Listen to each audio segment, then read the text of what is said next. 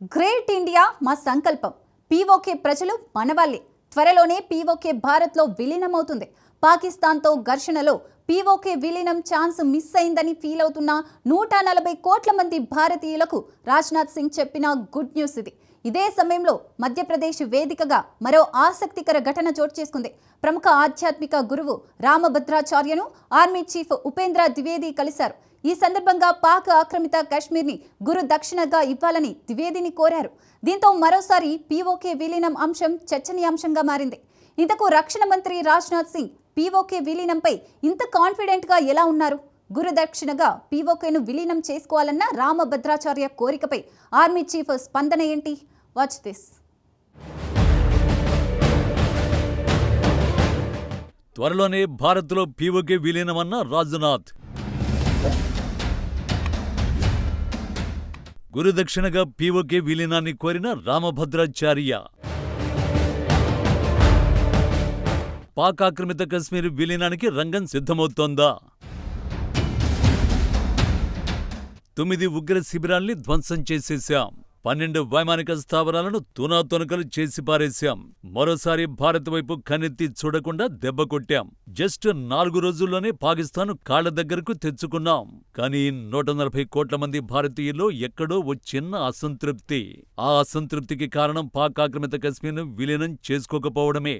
మనకు మరోసారి ఇలాంటి అవకాశం రాకపోయేదని పీఓకేను విలీనం చేసుకుంటే ఓ పని అయిపోయేదన్నది అందరి ఆలోచన. సరిగ్గా ఇలాంటి సమయంలోనే దేశంలో 2 ఆసక్తికర ఘటనలు జరిగాయి. వాటిలో మొదటిది అయోధ్య రామమందిరం కేసులో అత్యంత కీలక పాత్ర పోషించిన ప్రముఖ ఆధ్యాత్మిక గురువు రామభద్రాచార్య భారత ఆర్మీ చీఫ్ ద్వివేదిని గురుదక్షిణగా పీఓకే విలీనాన్ని కోరడం.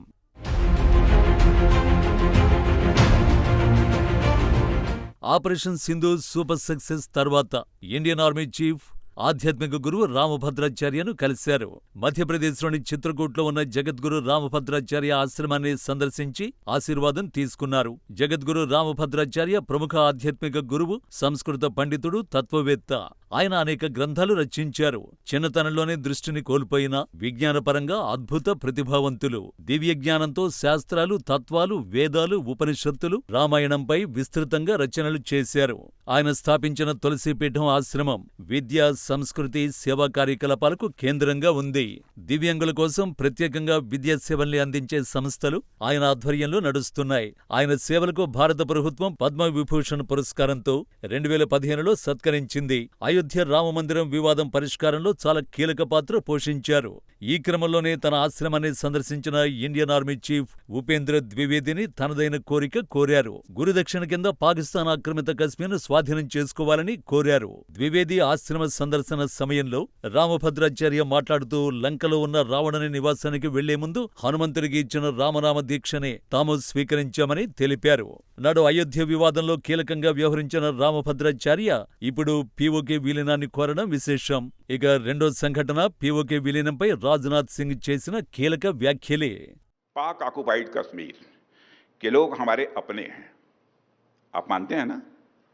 पाक ऑक्युपाइड कश्मीर के लोग वो हमारे अपने हैं, हमारे परिवार के हिस्सा हैं।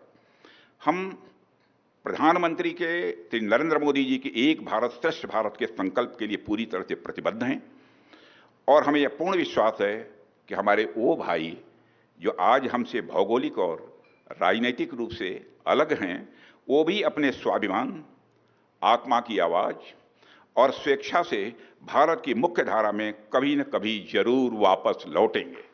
పాక్ ఆక్రమిత కశ్మీర్ విలీనంపై రక్షణ మంత్రి రాజ్నాథ్ సింగ్ సెన్సేషనల్ కామెంట్స్ ఇవి. భౌగోళికంగా విడిపోయిన పీఓకే ప్రజలు రాజకీయంగా ఏదో రోజు భారత్లో ఏకమవుతారు. ఆ రోజు ఎంతో దూరంలో లేదు. పీఓకే దానంతరం అదే తిరిగొస్తుంది. అక్కడున్న వారికి భారత్తో దృఢమైన సంబంధాలు ఉన్నాయి. గ్రేట్ ఇండియా మా సంకల్పం.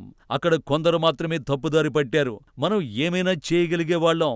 అయితే శక్తితో పాటు సంయమనం కూడా ముఖ్యం అని రాజ్నాథ్ సింగ్ వెల్లడించారు. కానీ పీఓకే విలీనం విషయంలో రాజ్నాథ్ సింగ్ ఇంత కాన్ఫిడెంట్గా ఎలా ఉన్నారు?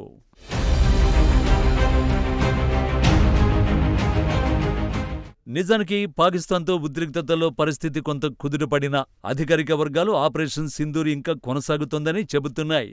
రాజ్నాథ్ సింగ్ ఒక్కరే కాదు, ఇటీవల పలు సందర్భాల్లో కేంద్ర హోంమంత్రి అమిత్ షా, జాతీయ భద్రతా సలహాదారు అజిత్ దోవల్ వంటి కీలక నేతలు పీఓకే భారత్కు చెందిందేనని, అది తిరిగి మన ఆధీనంలోకి రావాలనే స్పష్టమైన వ్యాఖ్యలు చేశారు.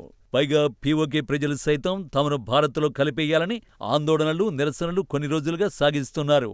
ఆపరేషన్ సింధూర్ తర్వాత ప్రధాని మోడీ జాతినుద్దేశించి ప్రసంగిస్తూ పాక్తో చర్చలంటూ జరిగితే పీఓకే విలీనం ఉగ్రవాదంపై మాత్రమే అని స్పష్టం చేశారు.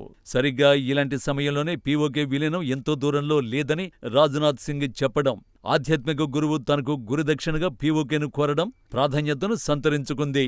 ఓవరాల్గా చూస్తే పీఓకే విలీనం జరగలేదని అసంతృప్తితో ఉన్న దేశ ప్రజలకు బలమైన సంకేతాలిస్తున్నట్టే కనిపిస్తోంది.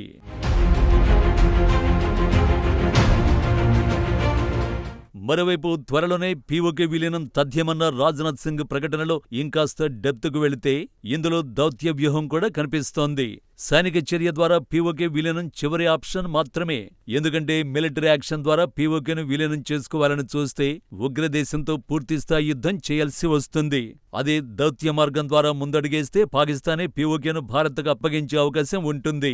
ప్రస్తుతం మోడీ సర్కార్ ఆ రెండో మార్గాన్ని ఎంచుకున్నట్టు కనిపిస్తోంది. ఆపరేషన్ సింధూర్, పాక్ ఉగ్ర కుట్రల్ని ప్రపంచానికి వివరించేందుకు అఖిలపక్ష ఎంపీలు విదేశాల్లో పర్యటిస్తున్నారు. ప్రధానంగా ఐక్యరాజ్య సమితిలో శాశ్వత తాత్కాలిక సభ్యదేశాలకు పాక్ కుట్రలను వివరిస్తున్నారు.